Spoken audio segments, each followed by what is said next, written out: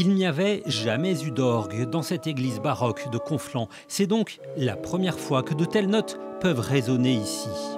Je suis assez content de voir que finalement ça s'est pas trop mal passé le démarrage.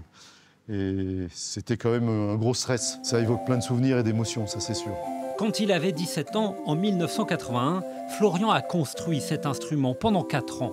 Il a ensuite été entreposé jusqu'à aujourd'hui, un phénix instrumental qui va revivre. Mais avant cela, des réglages minutieux s'imposent. À l'arrière, Florian est passé maître dans l'harmonisation des écrous et des soupapes. Il connaît chaque pièce de ce travail d'orfèvre. C'est assez minutieux parce qu'en fait, si l'écrou est mal réglé, la soupape qui est là-haut elle reste ouverte, l'air s'engouffre et puis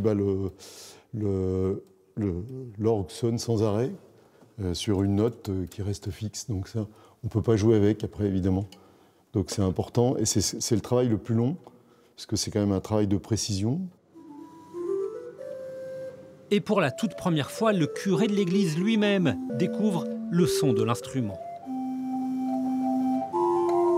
Ça remplit l'église, ça donne plus de vie dans cette église qu'elle est belle, cette église médiévale.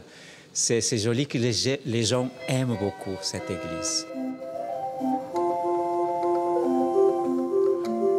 Globalement, ça fonctionne très bien et que individuellement, les jeux... alors là, évidemment, il y a une touche qui est un peu coincée, mais là, c'est sur les tuyaux les plus aigus.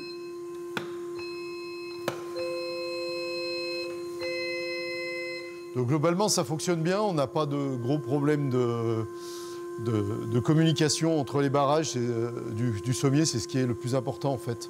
Il reste encore un gros mois de travail avant de pouvoir inaugurer l'orgue comme il se doit. Florian prévoit ensuite des concerts thématiques autour de la musique pour faire voyager son public.